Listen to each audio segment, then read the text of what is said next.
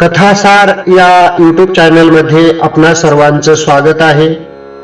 आजच्या व्हिडिओमध्ये आपण संत कवी महिपती महाराज रचित भक्त विजय ग्रंथ यातील 7वी कथा कबीर महाराजांनी गुरु केले त्याला नेमकं काय कारण घडलं याचा विचार संत कवी महिपती महाराजांनी या कथेमध्ये सांगितलेला आहे। व्हिडिओ आवडल्यास लाईक करा, चॅनलला सबस्क्राइब करा आणि बेल आयकॉन दाबायला विसरू नका। एक स्त्री दळण दळत होती, ते पाहून कबीर महाराज रुदन करू लागले। तेव्हा लोक त्यास म्हणू लागले, तुम्ही का रडता आहात? तेव्हा कबीर महाराज म्हणाले, माझे दुःखाचे निवारण तुमच्याच्याने होणार नाही। इतक्यात निपट निरंजन नावाचे एक साधू तेथे येऊन कबीरास म्हणाले, तू येथे का रडतो आहेस? कबीर महाराजांनी डोळे उघडून पाहिले, तो ज्ञानाचे सागर असलेले निपट निरंजन जवळ उभे आहेत असे पाहिले। तेव्हा कबीर त्यांना म्हणाले, मी रडतो आहे याचे कारण हेच की हे जे जाते फिरते आहे त्यातून जे कण बाहेर येत आहेत तशीच माझी गती होईल। नंतर निपट निरंजन स्वामी म्हणाले, तुझे ध्यान राम भजने आहे तर तुला काळाचेही भय नाही। असे बोलून एकमेकास आलिंगन देऊन जाते झाले।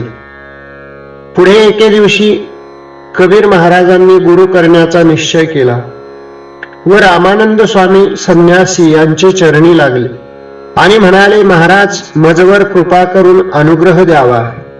स्वामी बोलले, तू यवन जातीत जन्मला असल्या कारणाने तुला अनुग्रह देण्यास आम्हास अधिकार नाही। असे ऐकून कबीर घरी गेले आणि विचार केला की स्वामींच्या मार्गावर जाऊन बसावे। नंतर स्वामी स्नान करावयास जाण्याच्या मार्गावर एक खळगा खणून त्यात राम राम करीत बसले। 4 घटका रात्री स्वामी स्नान करण्याकरिता गंगेवर निघाले। तो अंधारात स्वामींचा पाय कबीराचे मस्तकास लागला। तेव्हा स्वामी म्हणाले, इथे रामराम कोण करीत आहे व माझा पाय कोणास बरे लागला? असे ऐकताच कबीर महाराज हात जोडून स्वामींची प्रार्थना करू लागले। स्वामी म्हणाले, तुझ्यासारखा एकनिष्ठ भक्त नाही असे बोलून गंगेवर स्नानास गेले। नंतर कबीर तेथून घरी आले। पुढे एक दिवशी कबीर बाजारात भजन करीत असता माझे गुरु रामानंद स्वामी असे लोकांस सांगू लागले। ते ऐकून रामानंद क्रोधाने म्हणाले, अरे मी तुला उपदेश केव्हा दिला? असे बोलून मस्तकावर लात मारली। त्याबरोबर कपाळातून रक्त वाहू लागले। ते पाहून कबीरास आनंद होऊन म्हणाले, मागच्या गोष्टीस कोणी साक्ष नव्हते म्हणून मला लोक वाईट बोलले, आता तरी प्रत्यक्ष पहा असेच लोकांस सांगू लागले। ते स्वामींनी ऐकून त्याचे मस्तकावर हात ठेवून बोलले, तुझी निष्ठा पाहण्याकरिताच हे कृत्य केले। स्वामींचे हे वचन ऐकून कबीरास आनंद वाटून प्रेमाने कविते गाऊ लागले।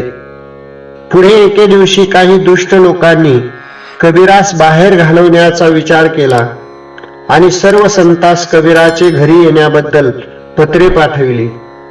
त्याबरोबर संत कबीरांचे घरी आले। त्यांना पाहताच कबीरास आनंद झाला व निंदक लोक संत आलेले पाहून हसू लागले। असे संकट देवांनी जाणून देव स्वतःच आपण कबीरांची अनंत रूपे घेऊन संतांची सेवा करू लागले। जिकडे तिकडे कबीर झालेले पाहताच सर्व लोकांस आश्चर्य वाटले। नंतर सर्व संतांची बोळवण करून देव अदृश्य झाले। ते कौतुक पाहून निंदक लोक कबीराचे चरणी लागले व कबीर भजन करीत राहिले। या ठिकाणी भक्त विजय ग्रंथातील 7वी कथा समाप्त होते। व्हिडिओ आवडल्यास लाईक करा, चॅनलला सबस्क्राइब करा आणि बेल आयकॉन दाबायला विसरू नका। धन्यवाद।